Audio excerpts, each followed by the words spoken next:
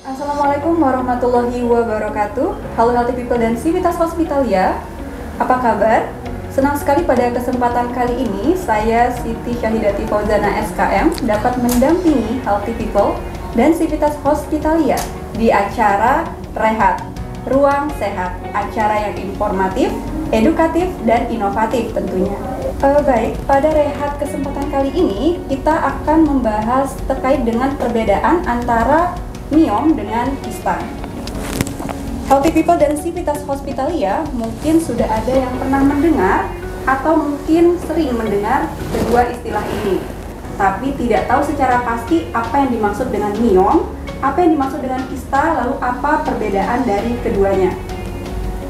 Nah, untuk menjawab pertanyaan itu, saat ini kita sudah kedatangan seorang dokter spesialis kebidanan dan kandungan dari RSUD Provinsi Nusa Tenggara Barat. Beliau adalah Dr. Rati Barira, spesialis obgyn.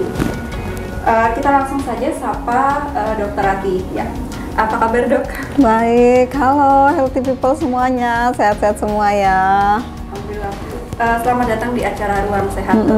Seperti tadi yang kita sebutkan, bahwasanya saat ini kita akan membahas terkait tentang perbedaan miom dengan kista dok. Mungkin kita akan tanya jawab secara santai saja ya dok. Boleh. Nah, untuk pertanyaan pertama dok, mungkin bisa dijelaskan kepada healthy people dan Civitas Hospitalia apa yang dimaksud dengan miom dan kista dan perbedaannya dok. Silahkan dok. Suka bingung ya? Iya. Kisto, mama miom beda-beda. Sering didengar tapi tidak tahu arti sebenarnya dari miom dan kista itu dok. Kayaknya ini apa gitu ya? Ya, mungkin kita lebih baik ini ya, kalau saya lebih senang menunjukkan biar Civitas Hospitalia, healthy people semuanya bisa terbayang gitu, kayak apa sih rupanya gitu. Kita lihat dulu, ini kita punya alat peraga kebetulan ini ya, saya pinjam tadi biar kebayang. Ini adalah gambar organ reproduksi, jadi letaknya di dalam rongga panggul ya. Ini adalah gambar dari samping, kemudian ini dari tampak dari depan ya. Ini kita harus tahu dulu mbak, kalau mau jelas miom apa, kistom apa, itu kita harus tahu dulu nih yang mana sih gitu ya. Saya jelaskan sedikit. Ini adalah rahim ya. Rahim ini adalah fungsinya tempat si dede bayinya tumbuh dan berkembang gitu. Kemudian di sebelah rahim ini adalah saluran telur ya. Dia akan menyalurkan sel telur yang dihasilkan di sini di indung telur. Sel telur diproses di sini. Pada saat dia sudah matang, sel telurnya itu akan pecah, ditangkap oleh si saluran telur ini, dia akan dibawa ke sini begitu ya. Nah, kalau kistom itu sebenarnya adalah benjolan yang berisi cairan. Nah, biasanya dia timbulnya dari sini nih, dari si indung telurnya ini. Pada saat indung telurnya mengalami kondisi yang tidak sehat, dia akan berubah sifat, akan tertahan cairan banyak di sana. Kemudian akan terbentuk benjolan yang berisi cairan, di situ kita bilangnya kistom. Sedangkan kalau miom itu adalah tumor atau benjolan yang timbul yang berasal dari rahim gitu. Jadi beda banget ya. Cuma juga sudah berbeda. Iya, cuma tempatnya di sekitar sini. Jadi suka bingung gitu loh, miom, kistom, suka kebalik-balik dan tidak terbayangkan. Gimana? Sekarang udah bisa agak jelas ya? Agak jelas dok, jadi ada perbedaan dari letak saja sudah ada perbedaan. Iya, organnya udah berbeda. Kalau kistom itu biasanya dari indung telur, kalau miom itu berasal dari rahim ya, dari dinding rahim kita ini gitu. Kalau untuk ini dok, dari tadi misalnya ciri khasnya itu, kalau misal dari kita kan mungkin akan rasanya gitu deh dok. Rasanya itu ada ciri khas tersendiri nggak dok? Kapan itu kita merasa bahwa itu kista? Miom atau kista? kalau gejalanya mungkin bisa berbeda, tapi kalau keluhan itu biasanya sama aja sih keluhannya. Yang paling menonjol itu adalah benjolan di perut bagian bawah. Cuma kalau dengan keluhan itu ada benjolan dari perut bawah, itu kita belum bisa tahu ini apakah dari kistomnya itu ataukah dari miomnya. Cuma dia sama-sama pada saat dia akan membesar, dia sama-sama akan penderita itu akan merasakan ada benjolan di perut bagian bawah. Cuma kalau orangnya gemuk gitu ya, mungkin atau dia sibuk tidak terlalu memperhatikan dirinya, maka benjolannya itu suka nggak disadari. Akan disadari kalau udah besar banget baru tahu ada benjolan gitu. Tapi gejala-gejalanya biasanya berbeda. Berbeda ya. Mungkin bisa dijelaskan dok gejala tadi. Jadi begini, kita harus kembali lagi ke sini. Ya, ini rahim itu adalah kan tempat bayi untuk tumbuh dan berkembang. Kemudian setiap bulan dia di sini akan mengalami perubahan. Ini akan haid di sini, Mbak. Di sini ada lapisan di dalam rahimnya yang dia berubah-berubah ya. Pada saat menjelang haid dia akan tebal sekali. Kemudian pada saat waktunya haid itu lapisan itu akan meluruh menjadi darah haid. Nah, manakala kita temukan miom di sini, miom-miom tertentu ya, bukan semua miom, dia akan menyebabkan rahimnya ukurannya membesar. Jika rahim ukurannya membesar, maka lapisan yang di dalam sini ini juga akan membesar. Sehingga biasanya orang dengan miom itu perdarahan haidnya jadi lebih banyak, lebih lama, atau lebih nggak teratur haidnya. Itu pada miom. Kemudian bisa juga dia merasa sedikit nyeri pada saat haid ya. Kemudian kalau benjolannya itu membesar, bisa menutupi saluran kencing sehingga kencingnya nggak lancar, atau kalau dia membesarnya ke belakang, dia menyebabkan gangguan pada saat buang air besar. Nah, gitu. Kalau kista sendiri, kebanyakan dia tidak bergejala, kecuali hanya benjolan aja. Ada satu jenis kista yang memberikan gejala. Biasanya gejalanya itu nyeri pada saat haid. Begitu mau haid pasti dia akan nyeri sekali. Nah, nanti nyerinya akan berangsur-angsur berkurang, kemudian hilang. Nanti menjelang haid lagi, kumat lagi. Jadi dia setiap haid akan nyeri gitu. Tadi dokter sudah menjelaskan bahwa ada nyeri sebagai salah satu gejala ya dok. Lalu untuk membedakan antara nyeri haid dengan nyeri karena miom atau kista tadi, ada perbedaan yang signifikan nggak dok? Enggak, kadang-kadang penderita juga enggak. Maksudnya kita nggak bisa dengan begini, kistom dengan begini miom, harus periksa Mbak. Kita harus sadar dengan kondisi tubuh kita sendiri ya. Harus sensitif, ada perubahan pada diri kita, dan harus segera mencari pertolongan ke dokter untuk cari tahu ini itu ada sesuatu yang perlu kita perhatikan dan harus ditindaklanjuti lebih lanjut nggak gitu, atau itu keluhannya biasa-biasa aja. Jadi harus kita periksa gitu. Untuk ini dok, dari segi penyebab dari miom dan kista ini, ada penyebab tertentu nggak dok? Penyebabnya kalau si miom, jadi begini. Ini kan tadi dipengaruhi oleh hormon yang menyebabkan kita haid ya.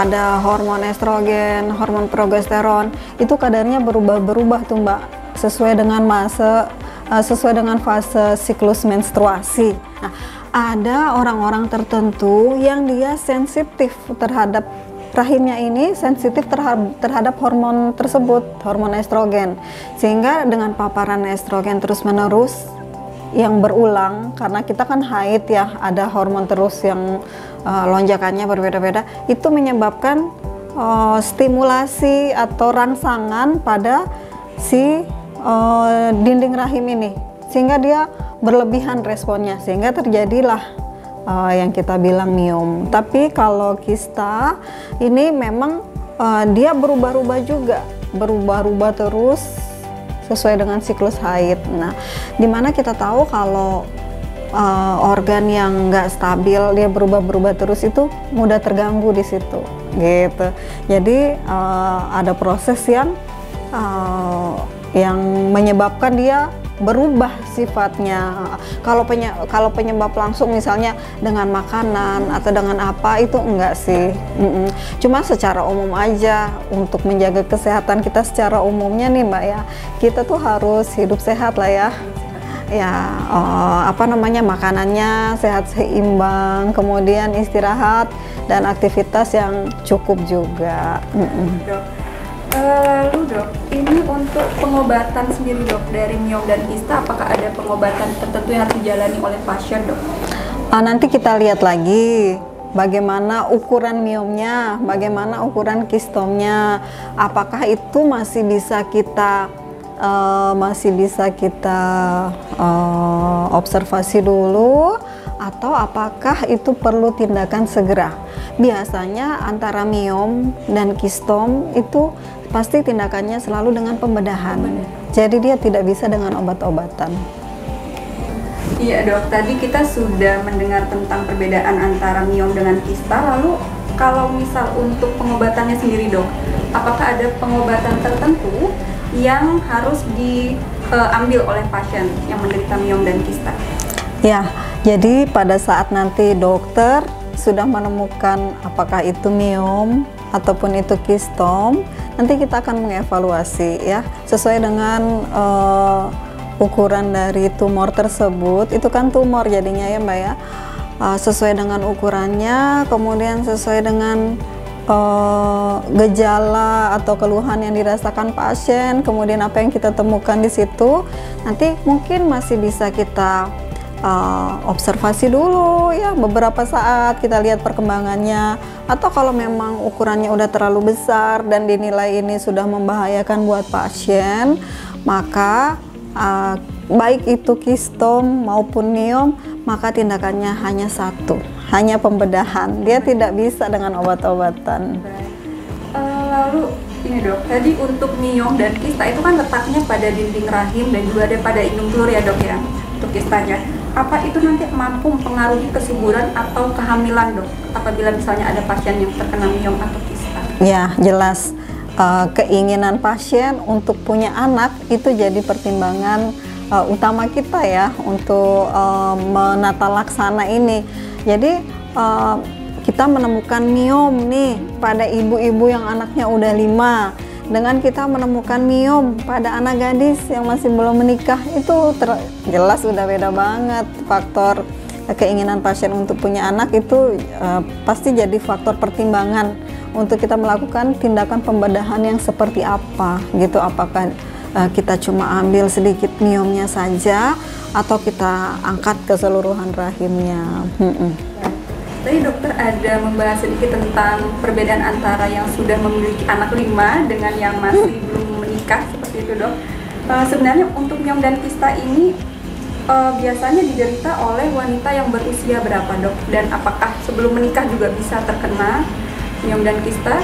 Silahkan dok. Ya, jadi biasanya sih ya, miom dan kistom gitu ya, kita temukan pada wanita yang sudah menikah kebanyakan ya. Jarang sekali anak gadis yang ada kita temukan miom ataupun kistom. Jarang bukan berarti enggak ya, ada, tapi prevalensinya atau cuma sedikit orang yang mengalami itu. Apabila misalnya miom dan kista ini sudah dilakukan operasi tadi dok, atau pembedahan tadi, apakah ada kemungkinan untuk bisa timbul kembali dok, atau muncul kembali setelah dilakukan pembedahan, atau bisa sembuh total dok setelah dilakukan operasi? Kalau kemungkinan, kalau kistom ya, ada kemungkinan dia bisa timbul kembali. Miom pun sama, bisa kemungkinan timbul kembali. Tapi kalau rahimnya udah diangkat semua, ya kemungkinannya udah nggak timbul lagi.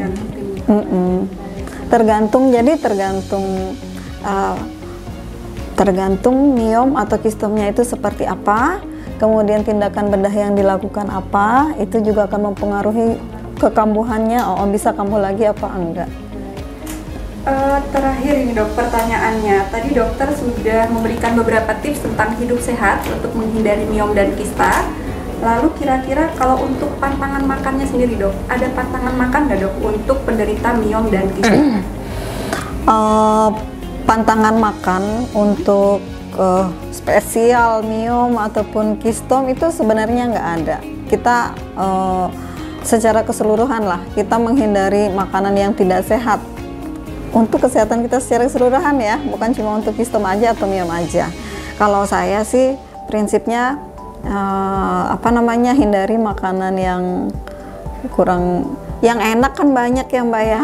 Biasanya tidak sehat ya dok? Ya, banyakannya tidak sehat. Kenapa dia tidak sehat? Karena mungkin mengandung penyedap ya, pengawet, pewarna makanan yang tidak sehat ya, pemanis buatan, nah kayak gitu-gitu, lebih ke yang alami-alami deh.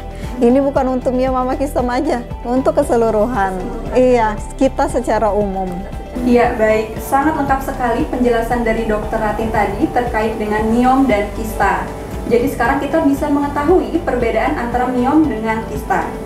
Sebelum mengakhiri sesi ini, mungkin ada pesan dok yang ingin disampaikan kepada healthy people dan Civitas Hospitalia yang ada di manapun, silahkan.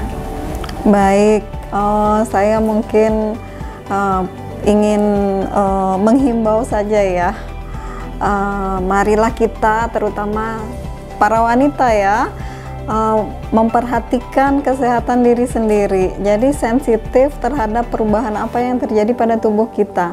Kalau misalnya dirasakan ada sedikit perubahan, sebaiknya langsung periksa ke dokter Mbak, cari tahu apakah ini berbahaya atau tidak. Jangan menganggap remeh. Kadang-kadang sukanya keputihan biasa-biasa aja, jadi dibiarin terus. Harus dicari tahu, harus kita pastikan itu tuh keputihan yang normal atau tidak normal. Misalnya ya, ada benjolan, harus cepat kita pastikan, jangan ditunggu berlama-lama. Karena apa? Karena penyakit yang kita temukan lebih awal ya, otomatis pengobatannya lebih mudah daripada kalau dia itu sudah berlanjut sampai perkembangan selanjutnya. Pengobatannya lebih mudah dilakukan, kemungkinan untuk sembuh juga lebih besar ya gitu. Kalau udah dibiarin berlama-lama, kita lebih sulit, sembuhnya pun lebih sulit. Itu mungkin ya pesan saya ya. Intinya mencegah lebih baik dari mengobati. Iya, betul. Oke, terima kasih untuk sharing informasi yang sangat luar biasa sekali dok. Dan untuk healthy people dan Civitas Hospitalia, jangan lupa untuk membagikan informasi ini kepada kerabat, saudara, atau siapapun yang membutuhkan, agar kita semua tahu bersama, sehat bersama. Akhir kata, di sini kami undur diri. Sekian dan terima kasih. Wassalamualaikum warahmatullahi wabarakatuh.